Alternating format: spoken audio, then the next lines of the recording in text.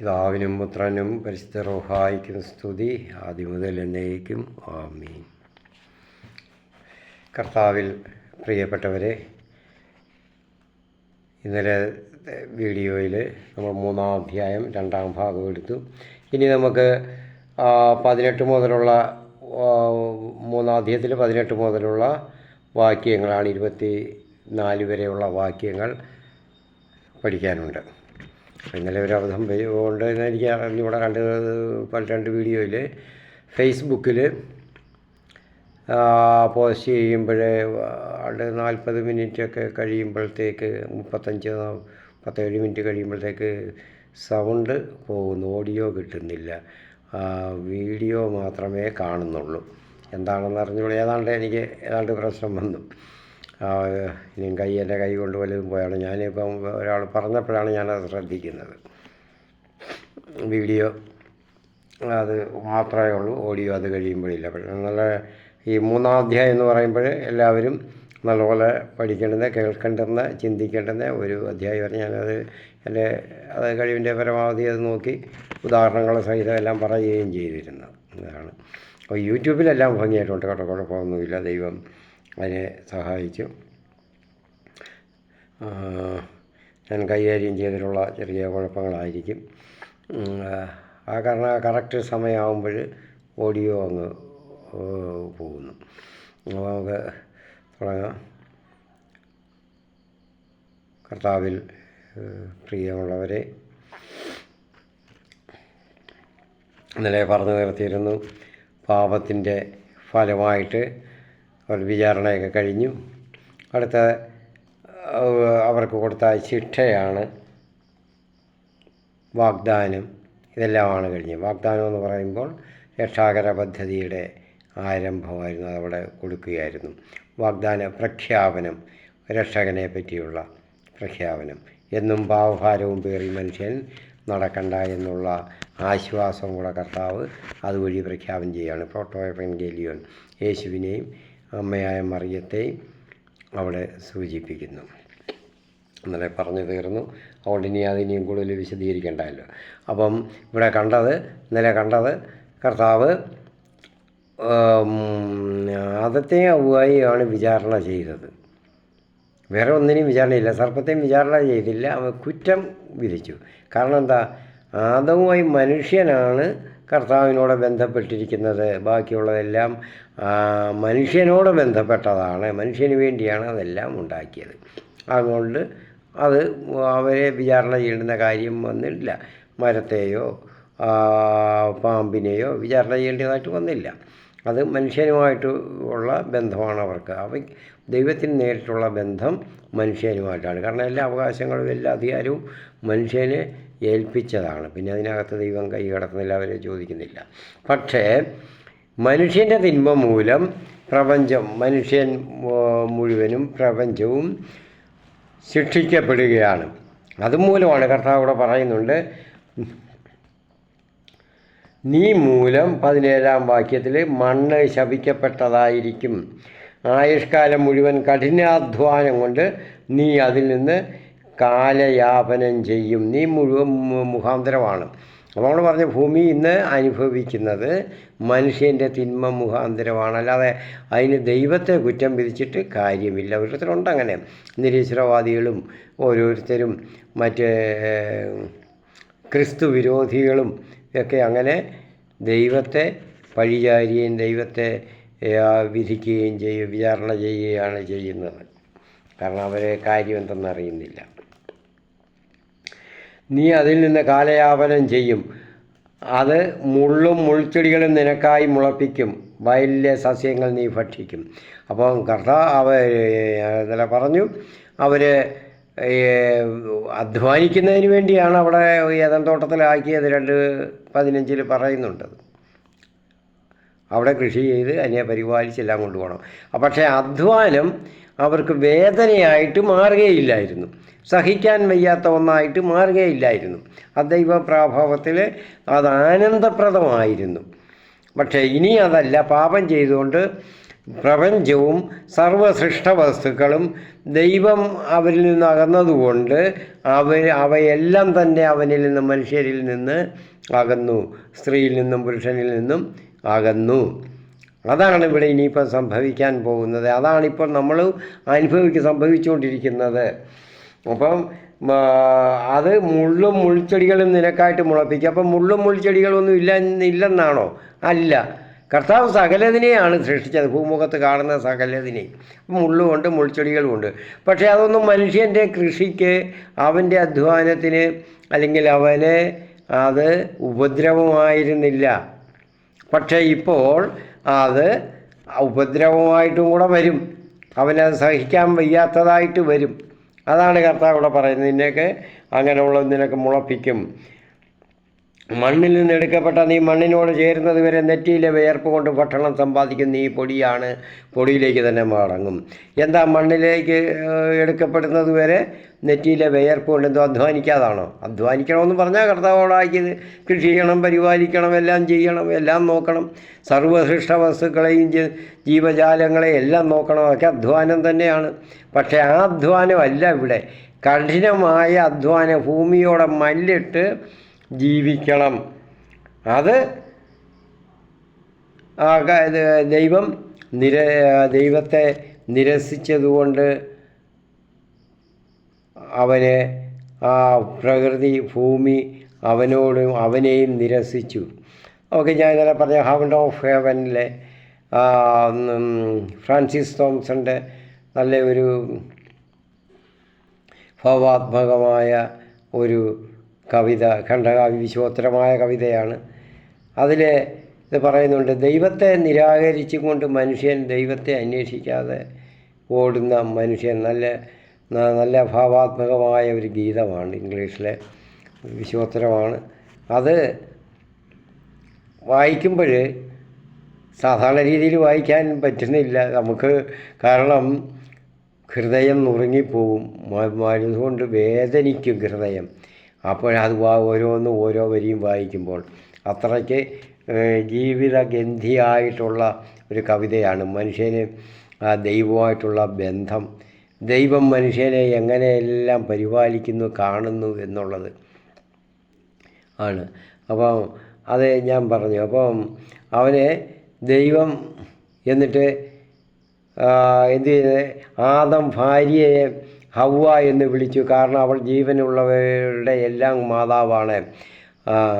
ഹയ എന്ന ഹീബ്രു പദത്തിൽ നിന്നാണ് ഹവ്വ എന്നുണ്ടായത്. അപ്പോൾ അതിന് അങ്ങനെ ആണ്. ദൈവം കർത്താവ് തോലുകൊണ്ട് ഉടയാടയുണ്ടാക്കി ആദത്തെയും അവൻ്റെ ഭാര്യയെയും ധരിപ്പിച്ചു. തോലുകൊണ്ട് ഉടയാടയുണ്ടാക്കിയെന്ന് പറഞ്ഞപ്പോൾ, അന്ന് വരെ തോലെന്ന് പറഞ്ഞപ്പോൾ മൃഗങ്ങളുടെയാണെന്ന് നമുക്ക് ചിന്തിക്കാൻ പറ്റത്തില്ല. കാരണം രക്തം ചൊരിഞ്ഞിട്ടില്ല അന്ന് വരെ. പിന്നെ ദൈവത്തിന് അസാധ്യമായിട്ടുള്ളത് ഒന്നുമില്ല. കാരണം രക്തം അന്ന് വരെ ചൊരിഞ്ഞിട്ടില്ല. ഇനി മരത്തിൻ്റെ തോലാണോ എന്നറിഞ്ഞൂടാ. കാരണം മരവുരി ഉടുക്കുന്ന അതൊക്കെ ആദ്യകാലത്തുണ്ടായിരുന്നു.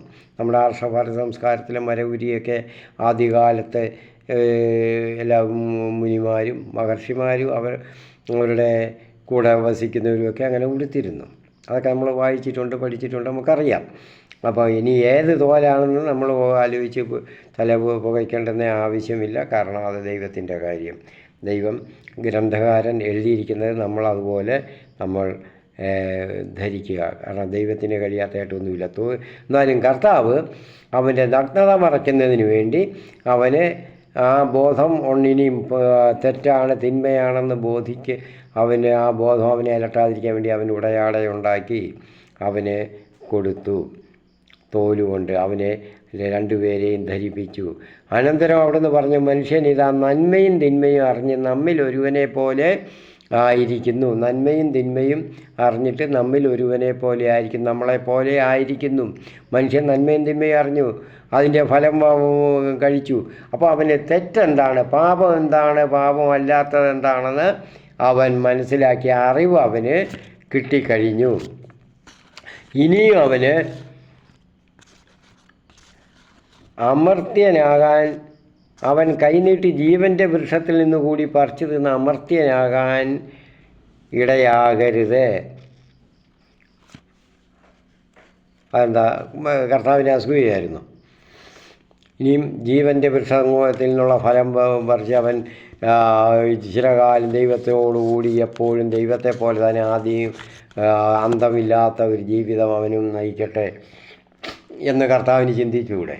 അതല്ലേ കർത്താവ് മനുഷ്യരെ സ്നേഹിച്ചു മനുഷ്യരുടെ കൂടെ ആയിരിക്കാൻ ആഗ്രഹിക്കുന്ന കർത്താവിന് അങ്ങനെ ചിന്തിച്ചുകൂടെ എന്ന് വേണമെങ്കിൽ ചോദിക്കാം, അല്ലേ? അപ്പോൾ പക്ഷേ അങ്ങനല്ല അതിൻ്റെ കാര്യങ്ങളുടെ പോക്ക്.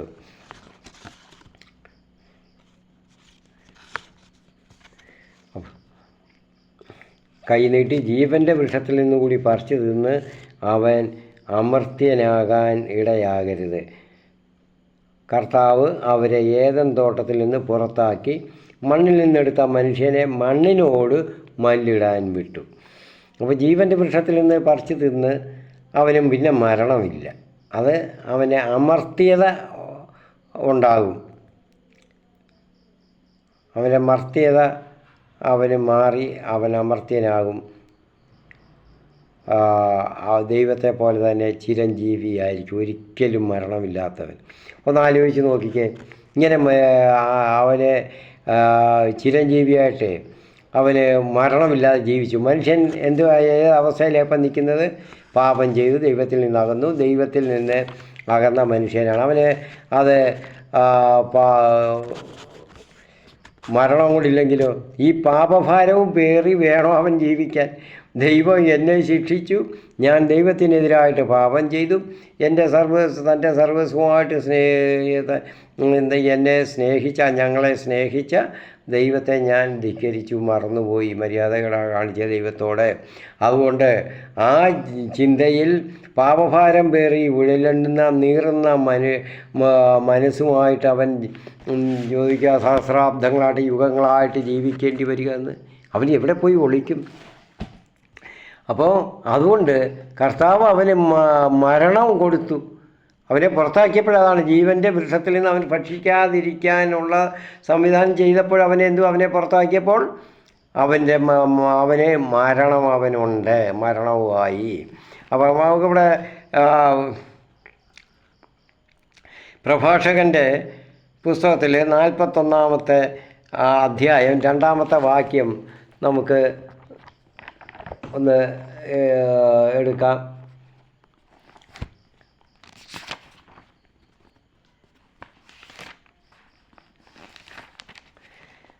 അവിടെ അങ്ങനെ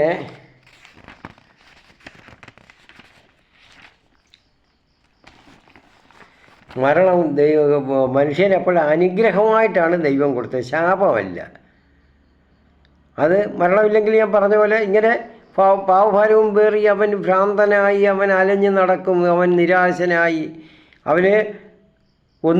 കാരണം ദൈവത്തോട് മറുതലിച്ചവന് പിന്നെ സർവ്വചരാചരങ്ങളും പ്രപഞ്ചം മുഴുവനും അവനോട് മറുതലിക്കും.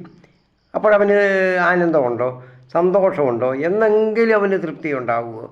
ഒരിക്കലും ഉണ്ടാകത്തില്ല. അതുകൊണ്ട് ദൈവം അവന് മരണം കൊടുത്തു.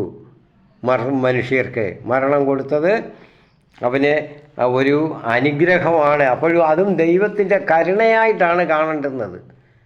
ഇല്ലെങ്കിൽ ഈ പറഞ്ഞ അവസ്ഥയിലായി തീർന്നേനെ. അവൻ എന്തുമായി തീരുമായിരുന്നു? നമ്മുടെ 2-ാം വാക്യം പ്രഭാഷകൻ 41:2 മരണമേ, ദരിദ്രനും ശക്തി ക്ഷയിച്ചവനും വൃദ്ധനും അല്ലൽ നിറഞ്ഞവനും സഹിഷ്ണുത നഷ്ടപ്പെട്ട് സദാ നീരസം പ്രകടിപ്പിക്കുന്നവനും നിന്റെ വിധി എത്രയോ സ്വാഗതാർഹം. കേട്ടോ? അപ്പോൾ ഇപ്പോൾ ഈ ആദിമ മനുഷ്യരുടെ അവരുടെ രണ്ടുപേരുടെയും അവസ്ഥയാണ് ഈ പറയുന്നത്. അവരെന്തുവാ?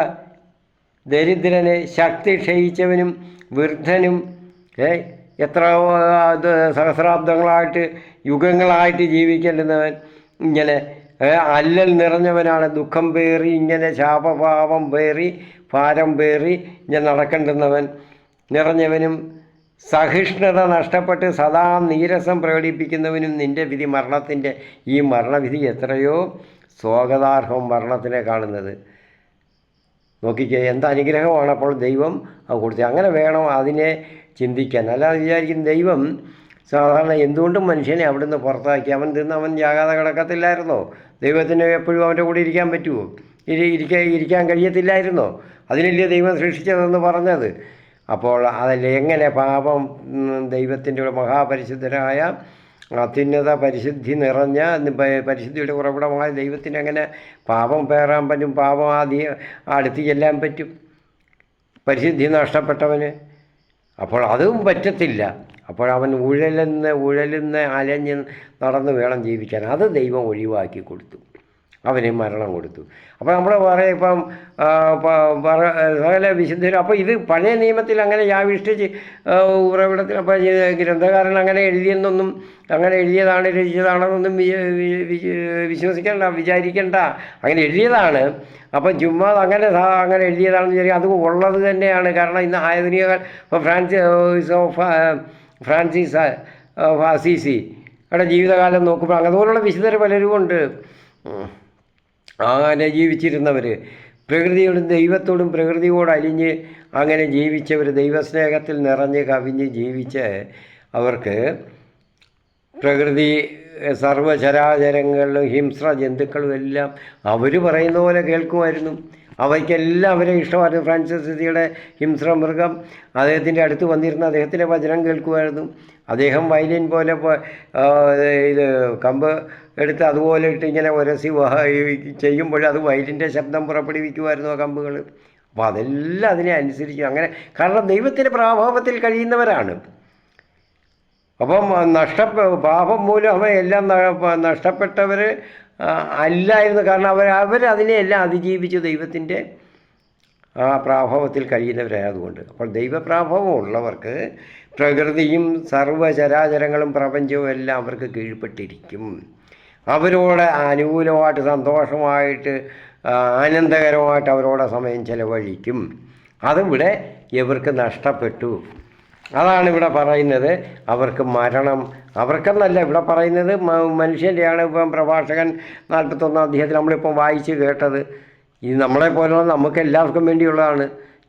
ഇങ്ങനെ നിന്നും രോഗിയായിട്ടും വൃദ്ധനായിട്ടും മനസുഖം നഷ്ടപ്പെട്ടും ജീവിക്കുന്ന ഒരു മനുഷ്യന് മരണം വരുന്നത് എത്രയോ അഭികാമ്യമാണ്.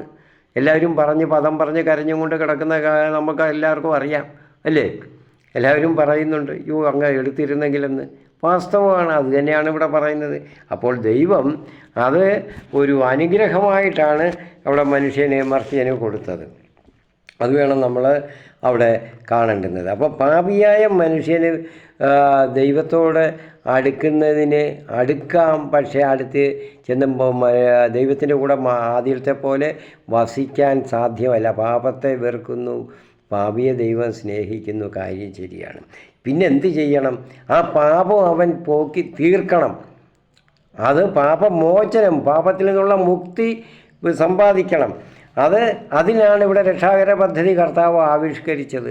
സർപ്പത്തിനോട് പറഞ്ഞത്, സ്ത്രീയോട്, സ്ത്രീ നിൻ്റെ തല തകർക്കും. ഭാവിയിൽ അതാണ് സംഭവിക്കുന്നത്, പ്രോട്ടോ എവൻഗേലിയോൻ പറയുന്നത്. അപ്പോൾ അത് അങ്ങനെ ദൈവത്തോടെ മനുഷ്യനെ അടുക്കാൻ കഴിയാത്ത ഒരു അവസരമായിപ്പോയി. ദൈവത്തിനും അതുപോലെ തന്നെ ദൈവത്തിന് മനുഷ്യനോടൊപ്പം ആയിരിക്കണം എന്നതാണ്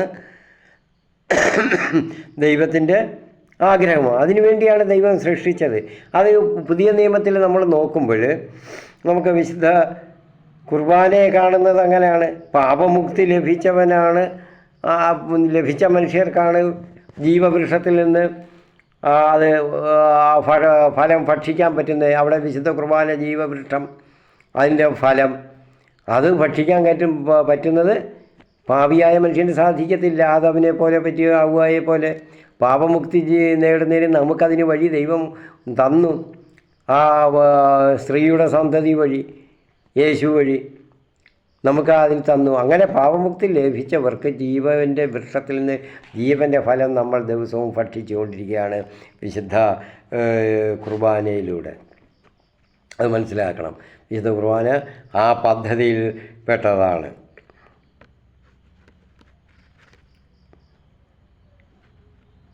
അപ്പോൾ മനുഷ്യന് മരണമില്ലെങ്കിൽ ഒരിക്കലും ദൈവത്തോട് ചേരാൻ പറ്റത്തില്ല, ദൈവത്തോട് അടുക്കാൻ പറ്റുകയില്ല. അങ്ങനെ കഴിഞ്ഞുകൂടുന്ന അവസ്ഥ ദൈവം മാറ്റി തന്നു. വലിയ അനുഗ്രഹം, വലിയ കരുണ, ദൈവത്തിൻ്റെ കരുണയാണ്, കരുണയുടെ ഉദാത്തമായ അവസ്ഥയാണ് അവിടെ കാണിച്ചിട്ടുള്ളത്.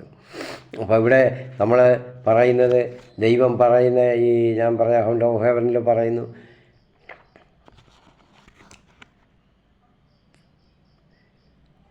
ഒരു സുന്ദരമായ കാവ്യങ്ങൾ 2 വരി ഞാൻ പറയാം. ഇതൊക്കെ ഹൃദയങ്ങളെ തരളിതമാകുന്ന, ഹൃദയം വേദനിക്കുന്ന വാക്യങ്ങളാണത്. ഫ്രാൻസിസ് തോംസൺ എഴുതിയിരിക്കുന്നത് സ്വന്തം ജീവിതത്തിൽ നിന്ന് വന്നതാണ്, അനുഭവത്തിൽ നിന്ന് വന്നതാണ് അദ്ദേഹത്തിന്. All things betray thee who betrayest me. അപ്പോൾ എന്നെ വഞ്ചിച്ച നിന്നെ, ഓൾ തിങ്സ് ബെട്രൈ, എല്ലാ വസ്തുക്കളും സർവ്വചരാചരങ്ങളും പ്രപഞ്ചവും നിന്നെയും വഞ്ചിക്കും. നിന്നെ വഞ്ചിക്കും, എന്നെ വഞ്ചിച്ചു. എൻ്റെ വാക്ക് നീ അവിശ്വസിച്ചു. എന്നെ അവിശ്വസിച്ച നിന്നെ എല്ലാവരും, സർവ്വചരാചരങ്ങളും സർവ്വതും നിന്നെയും വഞ്ചിക്കും. അപ്പോൾ അത് വരാതിരിക്കാൻ, അങ്ങനെ പാവഭാരവും പേറി മനസ്സിൻ്റെ ദുഃഖവും പേറി നടക്കുന്ന മനുഷ്യന് ഒരു മോചനമാണ് ദൈവം കൊടുത്തത്, മരണം. 3 വെളിപാട് 2:4, 4, 7 വാക്യങ്ങൾ നമുക്ക് ഒന്ന് വായിക്കാം.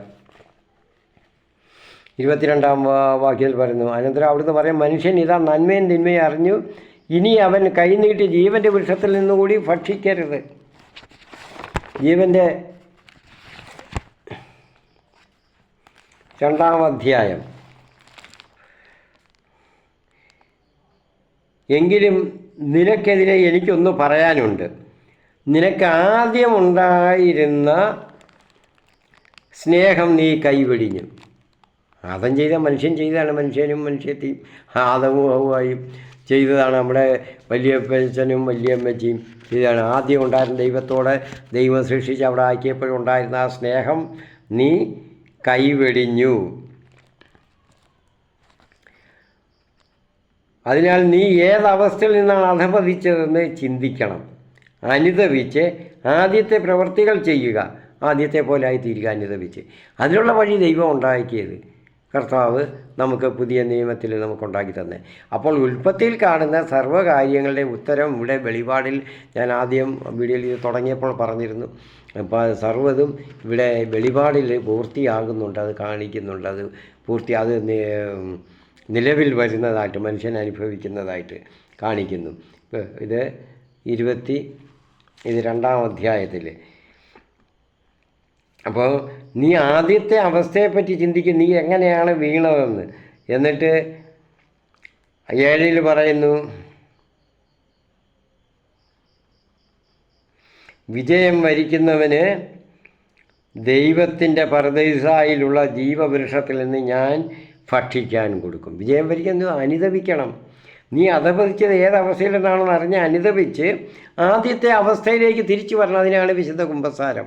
മാമോദീസായിലൂടെ രക്ഷ പ്രാപിച്ച് നമ്മൾ മുറാനിലൂടെ സ്ഥിരീകരണവും, നമ്മുടെ വിശുദ്ധിയുടെ രക്ഷയുടെ സ്ഥിരീകരണവും നടത്തി, പിന്നെ വിശുദ്ധ പിന്നെയും വരുന്ന പാപത്തിൽ നിന്ന് മുക്തി നേടുന്നതിന് വേണ്ടി, മോചനം പ്രാപിക്കാൻ വേണ്ടി അനുതപിച്ച് പശ്ചാത്തപിച്ച് മനസ്താപപ്പെട്ട് മാനസാന്തരമായി വിശുദ്ധി നേടി വിശുദ്ധ കുർബാന സ്വീകരിക്കുക. അങ്ങനെയുള്ളവർക്ക് വിശുദ്ധ കുർബാന, അതായത് ജീവൻ്റെ വൃക്ഷത്തിൽ നിന്ന് കർത്താവ് ഭക്ഷിക്കാൻ കൊടുക്കും, അവനെ ഊട്ടും. അതാണ് അവൾ പറയുന്നത്. ഇനി അതുപോലെ 22-ലും അതുപോലെ പറയുന്നുണ്ട്. 22:2 ഈ ജീവൻ്റെ വൃക്ഷത്തിൻ്റെ കാര്യം. 22-ാം അധ്യായം വെളിപാട്. നഗരവീഥിയുടെ മധ്യത്തിൽ നദിയുടെ ഇരുഭാഗങ്ങളിലുമായി 12 തരം ഫലങ്ങൾ കായ്ക്കുന്ന ജീവൻ്റെ വൃക്ഷം നിൽക്കുന്നു. അത് മാസം തോറും ഫലം തരുന്നു. ആ വൃക്ഷത്തിൻ്റെ ഇലകൾ ജനതകളുടെ രോഗശാന്തിക്ക് വേണ്ടിയുള്ളവയാണ്. ഇനിമേൽ ശപിക്കപ്പെട്ടതായി ഒന്നും ഉണ്ടായിരിക്കുകയില്ല. അപ്പോൾ ജീവൻ്റെ വൃക്ഷത്തിൽ അവ അനുദപിച്ച്, ഇവിടെ 2-ാം അധ്യായത്തിൽ പറഞ്ഞ പോലെ നീ അനുദപിച്ച് പശ്ചാത്തപിച്ച് മനസ്താപപ്പെട്ട് വന്ന് തീർന്നാൽ, മാനസാന്തരവുമായി വന്ന് തീർന്നാൽ നിനക്ക് ഇതെല്ലാം നിനക്ക് ശാപമായിട്ടുള്ളത് ഒന്നും ഉണ്ടാകത്തില്ല. അതെല്ലാം ഔഷധദായകമായിട്ട് ആയിരിക്കും. എല്ലാം ഔഷധമായിട്ടാണ് ഭവിക്കാൻ പോകുന്നത്. ദൈവം ആ രീതിയിലാണ് പിന്നെ അവനെ സംരക്ഷിക്കുകയാണ്. അല്ല, പാപം ചെയ്തവനെ അങ്ങനെ അങ്ങ് ഓടിച്ചു വിട്ട് അവനെ ഉപേക്ഷിച്ച് അവനെ ശപിച്ച് വിട്ട് ഇല്ല, അവനെ ശപിച്ചില്ല. നിനക്ക് ഇനി ജീവിക്കേണ്ടുന്ന കാര്യം ഇങ്ങനെ പറഞ്ഞു, ഇങ്ങനെ ചെയ്യേണ്ടുന്നതാണെന്ന്. അതിൽ നിന്ന് തൽക്കാലം അങ്ങനെ ദൈവത്തിൽ നിന്ന് കർണടുക്കാനുള്ള അവസരം അവൻ നഷ്ടപ്പെട്ടു. അത് ഒരിക്കലും പരിശുദ്ധിയുടെ അടുത്ത് വെളിച്ചത്തിൻ്റെ അടുത്ത് ഇരുൾ വന്നിരിക്കുമോ? ഇരുളങ്ങ് അകന്നു പോകും. അകന്നു പോകണം, അവിടെ വരില്ല. അത് തന്നെയാണ്. അപ്പോൾ കർത്താവ് ഇവിടെ പറഞ്ഞിരിക്കുന്നത്, ഞാൻ ഫ്രാൻസിസ് തോംസൻ്റെ ആ കവിതയിൽ പറയുന്നത്. അപ്പം ഈ എന്ത് ചെയ്തു? മനുഷ്യൻ എന്ത് ചെയ്ത്? കർത്താവിനെ അവിടെ വഞ്ചിച്ചു. കർത്താവിൻ്റെ വാക്കുകൾ കേട്ടില്ല. അതുകൊണ്ട് സർവ്വതും അവനെ വഞ്ചിക്കുക. ഇത് നമ്മളിന്ന് അനുഭവിക്കുന്ന ഇതാണ്. നമ്മളെ പ്രപഞ്ച ശക്തികളും പ്രകൃതി ശക്തികളും ജീവജാലങ്ങളും ഹിംസ്ര ജന്തുക്കളും എല്ലാം എന്തുകൊണ്ടാണ് ആക്രമിക്കുന്നത്? നമ്മൾ അതിൻ്റെ ഉത്തരവാദിത കണ്ടുപിടിക്കണം. നമ്മൾ പൂർവാവസ്ഥയിലോട്ട് വരണം. അങ്ങനെ പറഞ്ഞപ്പോൾ ഞാൻ നേരത്തെ പറഞ്ഞ പോലുള്ള ഫ്രാൻസിസ് അസീസിയൊക്കെ പോലുള്ള വിശുദ്ധരെ പോലെയൊക്കെ ആയിത്തീരുമ്പോൾ നമുക്കും അത് സാധിക്കും. പക്ഷേ ഇപ്പോൾ അങ്ങനെ ആരും ഇല്ല, പറ്റത്തില്ല. കാരണം നമ്മൾ അങ്ങനെ പൂർണ്ണരാകുന്നില്ല ആ രീതിയിൽ. അപ്പോൾ നമുക്ക് എതിരായിട്ട് പ്രപഞ്ച ശക്തികളൊക്കെ വരുന്നു. പിന്നെ പ്രകൃതി ശക്തികളും മറ്റ് ജീവജാലങ്ങളും വന്യമൃഗങ്ങളും ഒക്കെ നമുക്കെതിരായിട്ട് വരുന്നത്. അതുകൊണ്ടാണ് അത് ചിന്തിക്കണം. അതൊക്കെയാണ് ഉള്ളത് പറയുന്നത്. അപ്പോൾ കർത്താവ് പറയുന്നു, അവിടെ ഫ്രാൻസിസ് തോംസൺ പറയുകയാണ്, നോട്ട് കണ്ടൻസ് ദീ ഹൂ കണ്ടൻസ്ഡ് നോട്ട് മീ. എന്ത്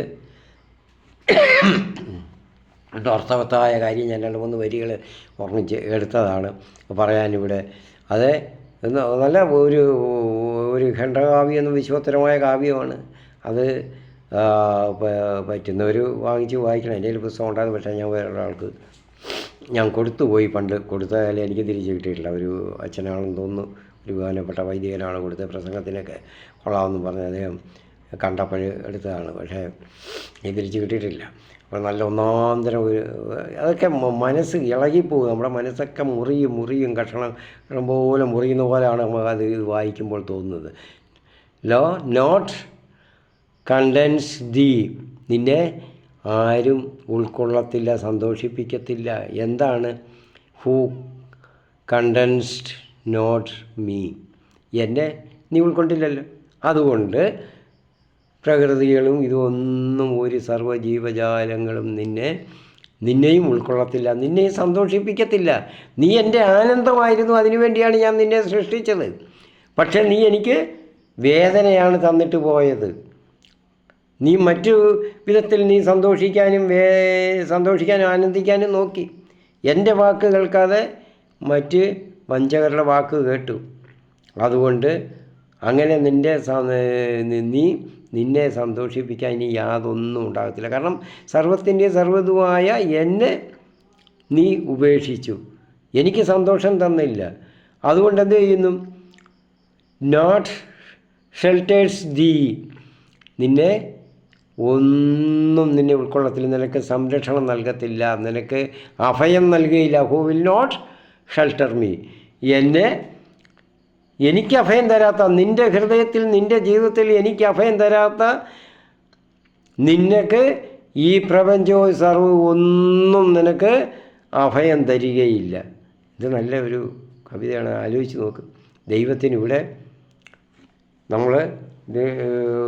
ദൈവത്തിന് നമ്മുടെ ഹൃദയത്തിൽ, നമ്മുടെ ജീവിതത്തിൽ, നമ്മുടെ കുടുംബത്തിൽ, നമ്മുടെ സമൂഹത്തിൽ, എന്തിനാ പറയുന്നത്, ദൈവാലയത്തിൽ പോലും സംശയമാണ് ചിലപ്പോൾ.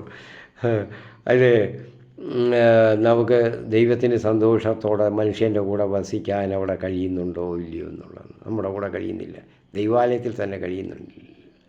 ഞാനിതൊക്കെ പറയുമ്പോൾ ചിലപ്പോൾ തെറ്റായിട്ട് ഇന്നലെ പറഞ്ഞ പോലെ ഇച്ചിരി കടുത്തു പോകും, ചിലപ്പോൾ ഞാനങ്ങ് പറഞ്ഞു പോകും. ഹൃദയത്തിൻ്റെ വേദന കൊണ്ട് നമ്മൾ പറഞ്ഞു പോകും. പറയണം, കാരണം ആരും പറയത്തില്ല പ്രീതിക്ക് വേണ്ടി, മറ്റുള്ളവരുടെ പ്രീതിക്ക് വേണ്ടി. ഇനി എന്തിനാ അങ്ങനെ ദൈവത്തിൻ്റെ പ്രീതിക്ക് വേണ്ടിയാണെങ്കിൽ അത് തുറന്ന് പറയണം, പറഞ്ഞേ പറ്റത്തുള്ളൂ. ആരെങ്കിലും ഒരാളെങ്കിലും പറയണം, ആരും പറഞ്ഞില്ലെങ്കിലും. അതുകൊണ്ടാണ് ഞാൻ പറയുന്നത്. കാരണം ആരെങ്കിലും മനസ്സ് കീറണം, ചിന്തിക്കണം, മനസ്സ് അത് അകത്ത് കടക്കണം. Not shelters thee who will not shelter me. എന്നെ അഭയം തരാത്ത, നിൻ്റെ കൂടെ എന്നെ വസിപ്പിക്കാത്ത നിന്നെ ആരും വസിപ്പിക്കത്തില്ല. നീ ഇങ്ങനെ ഓടി നടന്ന് നീ എത്ര നാൾ അതിലൊക്കെ ഓടി നടന്ന് നീ അഭയം കണ്ടെത്തും? ഏതാനും നിമിഷങ്ങൾ, ഏതാനും ദിവസങ്ങൾ, ഏതാനും കാലം. നിനക്ക് നിത്യതയായിട്ട് കിട്ടത്തില്ല. അപ്പോൾ അങ്ങനെ മനുഷ്യനെ പുറത്താക്കിയ ശേഷം ജീവൻ്റെ വൃക്ഷത്തിലേക്കുള്ള വഴി കാക്കാൻ ഏദൻ തോട്ടത്തിന് കിഴക്ക് അവിടുന്ന് കെരൂബുകളെ കാവൽ നിർത്തി എല്ലാ വശത്തേക്കും കറങ്ങുന്നതും തീ ജ്വലിക്കുന്നതുമായ ഒരു വാളും അവിടുന്ന് സ്ഥാപിച്ചു. അതങ്ങനെ വാള് സ്ഥാപിച്ചെന്നൊക്കെ പറയുമ്പോൾ അത് അക്ഷരാർത്ഥത്തിൽ എടുക്കണ്ട. അത് ദൈവം അവനെ എല്ലാ വിധത്തിലും തടഞ്ഞു. കാരണം എന്തുവാ? ജീവൻ്റെ വൃക്ഷത്തിലേക്ക് പർദീസായിലേക്കുള്ള വാതിൽ അടച്ചു. പക്ഷേ അവിടെ തുറക്കുന്നുണ്ട്. നമ്മളിപ്പോൾ വായിച്ചു, എവിടെ? വെളിപാട് പുസ്തകത്തിൽ അവിടെ തുറക്കുന്നു പർദീസായുടെ വാതിൽ, ജീവൻ്റെ വൃക്ഷത്തിലേക്കുള്ള വാതിൽ. ആ ഫലം നമ്മളിപ്പോഴും അനുഭവിക്കുന്നു. അത് ഇവിടെ കാണുന്നുണ്ട്. അപ്പോൾ അതുമാത്രം അറിഞ്ഞാൽ മതി. പ്രോട്ടോ എവൻഗേലിയോൻ, അതാണ് ഇവിടെ കാണിക്കുന്നത്. അപ്പോൾ പ്രിയപ്പെട്ടവരെ, നമ്മൾ മനസ്സിലാക്കി, പാപം ചെയ്യുന്ന മനുഷ്യനെ അവൻ്റെ അന്തസ്സ് നഷ്ടപ്പെടുന്നത് കൊണ്ട് ദൈവത്തിൻ്റെ അടുത്തേക്ക് വരാൻ സാധിക്കത്തില്ല. മനുഷ്യനെ കൊണ്ട് ദൈവത്തെ എല്ലാം കൊണ്ട് ഒളിച്ച് വേണം ജീവിക്കാൻ. അതാണ് ഇവിടെ പറഞ്ഞത്, നോട്ട് ഷെൽറ്റേഴ്സ് ദി, അതൊന്നും നിനക്ക് അഭയം തരത്തില്ല. അവൻ ഒളിച്ച് ജീവിക്കണം ദൈവത്തിൻ്റെ. അതുകൊണ്ടാണ് നമുക്ക് മരണം തന്നത്. പാപം ഇല്ലാതിരുന്നപ്പോൾ മനുഷ്യന് ദൈവത്തിൻ്റെ ആ ബന്ധത്തിൽ എല്ലാവരും സുന്ദരമായിട്ടുള്ള ജീവിതമായിരുന്നു. എല്ലാ വസ്തുക്കളും, എല്ലാ ജീവജാലങ്ങളുമായിട്ട്. എന്തിനാ? സ്വന്തം ഭാര്യയായിട്ട്, ഹൗവായിട്ട് അതിന് നല്ല ജീവനായിരുന്നു. അവൻ പാപം ചെയ്തപ്പോഴാണ് കുറ്റപ്പെടുത്താൻ തുടങ്ങിയത്. നീ മുഖാന്തരമാണ് എനിക്കിങ്ങനെ വന്നത് എന്ന് പറയാൻ തുടങ്ങിയത്. അങ്ങോട്ടും ഇങ്ങോട്ടും കുറ്റപ്പെടുത്തലും ചെളിവാരി എറിയലും ഭരണം, മേധാവിത്വം നടത്താൻ നോക്കുന്നതുമൊക്കെ. അപ്പോൾ പ്രിയപ്പെട്ടവരെ, നമുക്ക് ഈ 3-ാം അധ്യായം തീർക്കുകയാണ്. 3 ഭാഗത്തോടു കൂടി തീർക്കുകയാണ്. നമുക്ക് അടുത്തത് 4-ാം അധ്യായം അടുത്ത ദിവസം നമുക്ക് എടുക്കാം. അപ്പോൾ വളരെ അത് ഒന്ന് കേട്ട് അത് വളരെ ഭംഗിയായിട്ട് ധ്യാനിക്കണം. ഞാൻ ഈ ഫ്രാൻസിസ് തോംസൻ്റെ ആ പുസ്തകം എവിടെയെങ്കിലും കിട്ടാൻ പറ്റുമെങ്കിൽ, ആ കവിത അല്ലെങ്കിൽ പഠിച്ചിട്ടുള്ളവരുണ്ടെങ്കിൽ അത് വീണ്ടും മറ്റുള്ളവരുടെ പറഞ്ഞുകൊണ്ട് ധ്യാനിക്കണം. ഇത് ധ്യാനിക്കാനുള്ളതാണ്. ദൈവസ്നേഹത്തെ ഇത്രയും, പാപിയെ അന്വേഷിച്ച് നടക്കുന്ന ദൈവത്തെ ഇത്രയും മനോഹരമായിട്ട് ചിത്രീകരിച്ചിരിക്കുന്ന ഒരു ഭാഗം വേറെ ഒരിടത്തും ഒന്നുമില്ല. ഈ ഒരു അവസ്ഥ. അപ്പോൾ പ്രിയപ്പെട്ടവരെ, നമുക്ക് ഇന്നത്തെ ആ ക്ലാസ് അവസാനിപ്പിക്കാം. നമുക്ക് അടുത്ത ദിവസം 4-ാം അധ്യായം എടുക്കാം. മറ്റുള്ളവർക്കെല്ലാം ഷെയർ ചെയ്ത് കൊടുക്കുക. എല്ലാവരും പഠിക്കട്ടെ. എല്ലാവരും അനുഗ്രഹീതരാകട്ടെ. വചനം പഠിക്കുന്ന അനുഗ്രഹീതരാകും. അതുകൊണ്ട് അതിന് എല്ലാവരെയും പ്രേരിപ്പിക്കുക. പ്രത്യേകിച്ച് പറയേണ്ടതിലുള്ള കാര്യങ്ങളൊക്കെ ഞാൻ പലപ്പോഴും പറയുന്നതാണ്. എവിടെയെങ്കിലും അതുപോലെ ഞാൻ പറഞ്ഞ പോലെ വീണ്ടും വീണ്ടും പറയുകയാണ്. എവിടെയെങ്കിലും ഡയറക്റ്റ് ക്ലാസ് ഉണ്ടെങ്കിൽ നമുക്ക് ഇതൊക്കെ നല്ലപോലെ കുറച്ചുകൂടെ ഭംഗിയായിട്ട് വിവരിച്ച് പഠിക്കാൻ പറ്റും. 3-ാം അധ്യായം നമ്മൾ ഏതാണ്ട് 3 മണിക്കൂറോളം നമ്മൾ പഠിക്കേണ്ടി വന്നു. അപ്പം അതുപോലെ, കാരണം അത്രയ്ക്കുള്ള കാര്യങ്ങൾ അതിനകത്തുണ്ട്. ഒരു ഡയറക്റ്റ് ക്ലാസ് ആണെങ്കിൽ ചിലപ്പോൾ ഒരു 4 മണിക്കൂർ എടുക്കും 3-ാം അധ്യായം പഠിക്കുന്നതിന്. നമുക്ക് പരിശുദ്ധാത്മാവിൻ്റെ സഹായം തേടാൻ നമ്മുടെ ജീവിതത്തിൽ ഇതെല്ലാം പകർത്തുന്നതിന് വേണ്ടി ഈ ഫ്രാൻസിസ് തോംസൻ്റെ കവിതയും അതുപോലെ തന്നെ നമ്മുടെ മനസ്സിൽ എപ്പോഴും പതിയട്ടെ. കൂടെ ഉരുവിടുക. ഇതൊക്കെ നമ്മൾക്ക് ആശ്വാസം കിട്ടും. സ്തോത്രം. ഹല്ലേലൂയ. നന്ദി. നമുക്ക് പ്രാർത്ഥിക്കാം. നമ്മൾ സാധാരണ പ്രാർത്ഥിക്കുമല്ലോ, നമ്മളുടെ പ്രാർത്ഥന സഹായം ആവശ്യപ്പെട്ടിട്ടുള്ളവരോടും ഉള്ളവർക്ക് വേണ്ടിയും നമ്മൾക്ക് വേണ്ടിയും നമ്മുടെ കുടുംബത്തിലെ ചുറ്റുപാട് നമ്മുടെ സമൂഹത്തിലും നമ്മുടെ ദൈവാലയങ്ങളിലും നമ്മുടെ ഇടവകകളിലും ഒക്കെ ഉള്ളവർക്ക് വേണ്ടിയൊക്കെ നമ്മളറിയുന്നവർക്ക് വേണ്ടി. ഇനി നമ്മളറിയാത്തവരും ഉണ്ട് ധാരാളം. ഞാൻ പറഞ്ഞു, നമ്മളറിയാത്തവർ പ്രാർത്ഥനയും തന്നറിയാൻ വയ്യാത്തവർ എത്രയോ പേര് ദുരിതത്തിലായിട്ട് കഴിയുന്നു. അവർക്ക് വേണ്ടി നമുക്ക് പ്രാർത്ഥിക്കാം. അവരൊക്കെ ദൈവത്തെ അറിയുന്നതിന് വേണ്ടി നമുക്ക് പ്രാർത്ഥിക്കാം. അതുപോലെ ഒറ്റപ്പെടലിൻ്റെ വേദനകൾ അനുഭവിക്കുന്നവർ, നീറ്റൽ അനുഭവിക്കുന്നവർ ധാരാളമുണ്ട്. ഇന്നത്തെ വലിയൊരു തിന്മയാണത്. നമ്മുടെ സാമൂഹിക വ്യവസ്ഥയുടെ വലിയൊരു തിന്മയാണ്. ചിലരെ തങ്ങളുടെ കൂടെ സാമ്പത്തികമായിട്ടോ അല്ലെങ്കിൽ ശാരീരികപരമായിട്ടോ ഒക്കെ നമുക്ക് കൂടെ നിർത്താൻ പറ്റത്തില്ലെന്നും കൊണ്ട് ഒഴിച്ചു മാറ്റി നിർത്തി വേദനിക്കാൻ വേണ്ടി അങ്ങനെ അങ്ങ് വിടുന്നത്. ഇത്ര വലിയ തിന്മയാണ് നമ്മൾ ചെയ്യുന്നത്. ഇതൊക്കെ ഓർത്ത് അവർക്ക് വേണ്ടിയൊക്കെ പ്രാർത്ഥിക്കാം. എന്നാൽ ഇതെല്ലാം മനസ്സിൽ ഓർത്ത് കൊണ്ടുവരിക. നമ്മൾ മുഖാന്തരം ആരെങ്കിലും വേദനിക്കേണ്ടി വന്നിട്ടുണ്ടോ, ഒറ്റപ്പെടുത്തൽ വേണ്ടി പാർശ്വവൽക്കരിക്കപ്പെടേണ്ടി വന്നിട്ടുണ്ടോ എന്ന് ഓരോരുത്തരും ചിന്തിക്കണം. ഇതൊക്കെ ഓരോ ക്രിസ്ത്യാനികൾ, ദൈവവിശ്വാസികൾ, ഈശ്വരവിശ്വാസികൾ എല്ലാവരും ചിന്തിക്കേണ്ടതാണ്. എല്ലാ മതത്തിലും പറയുകയാണ്, പ്രത്യേകിച്ച് നമ്മളെ ക്രൈസ്തവ മതത്തിലും ഹിന്ദു മതത്തിലും ഒക്കെ ഇതൊക്കെ തന്നെയാണ് പഠിപ്പിക്കുന്നത് ഉണ്ട്. പക്ഷെ ആരും പഠിപ്പിക്കുന്നില്ല. ഹിന്ദു മതത്തിലും മറ്റു മതത്തിൽ നമ്മൾ പഠിക്കുന്നുണ്ട്. എപ്പോഴും 24 മണിക്കൂറും കേൾക്കുന്നുണ്ട്, ജീവിതകാലം മുഴുവൻ കേൾക്കുന്നുണ്ട്. എന്നിട്ട് എന്തുവാ ചെയ്യുന്നത്? ഇങ്ങോട്ട് പ്രാർത്ഥന കഴിഞ്ഞ്, പ്രസംഗങ്ങളൊക്കെ കഴിഞ്ഞ്, കൺവെൻഷൻ കഴിഞ്ഞിട്ട് വന്നിട്ട് നേരെ തലതിരിഞ്ഞല്ലേ ചെയ്യുന്നത്. തലതിരിഞ്ഞാൽ മനുഷ്യരെ കണ്ടിട്ടില്ലാത്ത, സഹോദരങ്ങളെ കണ്ടിട്ടില്ലാത്ത രീതിയിലല്ലേ നമ്മൾ ചെയ്യുന്നത്. അവരുടെ ആവശ്യങ്ങളൊന്നും അറിയാത്ത രീതിയിൽ, അവരുടെ അവസ്ഥകൾ അറിയാത്ത രീതിയിൽ. ഇതൊക്കെ വലിയ കുറ്റമാണ്. ജീവൻ്റെ വൃക്ഷത്തിൻ്റെ ഫലമായി വിശുദ്ധ കുർബാന ഭക്ഷിക്കാൻ പറ്റത്തില്ല, പാപമാണത്. അങ്ങനെയുള്ളവർക്ക് അത് മനസ്സിലാക്കണം. നമുക്ക് പ്രാർത്ഥിക്കാം. എല്ലാവരും പറഞ്ഞിരുന്ന കൂടുതൽ അങ്ങ് പറഞ്ഞു പോയി ഞാൻ. അതുകൊണ്ട് നമുക്ക് പ്രാർത്ഥിക്കാം. എല്ലാവരും അവരുടെ മനസ്സിലെ മനോമുകുരത്തിൽ എല്ലാവരെയും കൊണ്ടുവരിക. നമ്മുടെ പ്രാർത്ഥന സഹായം ആവശ്യമുള്ളവർ, രോഗികളായിട്ടുള്ളവർ, നമ്മളറിയുന്നവരെ എല്ലാവരെയും കൊണ്ടുവരിക. ഞാൻ ഈ പറഞ്ഞ അവസ്ഥയിലുള്ളവരെ എല്ലാവരെയും കൊണ്ടുവരിക. നമുക്ക് നിങ്ങൾ പ്രാർത്ഥിക്കണം. കൂടുതൽ നേരം സ്തുതിച്ച് 5-10 മിനിറ്റ് സ്തുതിച്ച് അത് പറഞ്ഞ് പ്രാർത്ഥിക്കണം. ഞാൻ പെട്ടെന്ന് അങ്ങ് പ്രാർത്ഥിച്ച് തീർക്കുകയാണ്. സ്തോത്രം, സ്തോത്രം, ഹല്ലേലൂയ, ഹല്ലേലൂയ, ഹല്ലേലൂയ. സ്തുതിക്കുന്നു. നന്ദി യേശുവേ. സ്തോത്രം, സ്തോത്രം, സ്തോത്രം, ഹല്ലേലൂയ, ഹല്ലേലൂയ. നന്ദി. സ്തുതിക്കുന്നു. സ്തോത്രം, ഹല്ലേലൂയ, ഹല്ലേലൂയ, ഹല്ലേലൂയ. കർത്താവേ, എല്ലാ രോഗികളുടെയും വേദനകൾ അനുഭവിക്കുന്നവരുടെയും ക്ലേശിക്കുന്നവരുടെയും മനസ്സ് കർത്താവേ നീറുന്നവരുടെയും എല്ലാവരുടെയും മനസ്സുകളിലും ശരീരത്തിൻ്റെ എല്ലാ ഭാഗങ്ങളിലും ഒക്കെ അവിടുത്തെ മഹത്വം ഇറങ്ങി വന്ന് ആവസിച്ച് അവർക്ക് പൂർണ്ണമായ സൗഖ്യവും സന്തോഷവും എല്ലാം കൊടുക്കട്ടെ. അവരുടെ മനസ്സുകളെല്ലാം സന്തോഷം കൊണ്ട്, ദൈവത്തിൻ്റെ സന്തോഷവും സമാധാനവും കൊണ്ട് നിറയട്ടെ. അതിനുവേണ്ടി ഞങ്ങൾ സമർപ്പിച്ച് പ്രാർത്ഥിക്കുന്നു. പിതാവേ, അങ്ങയുടെ പുത്രനായ യേശു ക്രിസ്തുവിൻ്റെ നാമത്തിൽ അങ്ങേക്ക് ഞങ്ങൾ കൃതജ്ഞതയും സ്തോത്രവും പുകഴ്ചയും മഹത്വവും എപ്പോഴും ഞങ്ങൾ അർപ്പിക്കുന്നു. ഞങ്ങളുടെ യാചനകൾ, പ്രാർത്ഥനകളെല്ലാം കേട്ട് അവിടുന്ന് എല്ലാം തന്ന് അനുഗ്രഹിച്ചതിന് നന്ദി. സ്തോത്രം പിതാവേ, അവിടുത്തേക്ക് മഹത്വം ഉണ്ടാകട്ടെ. ആമീൻ. സ്തോത്രം. Hallelujah, hallelujah, hallelujah. നന്ദി. സ്തോത്രം. ഹല്ലേലൂയ.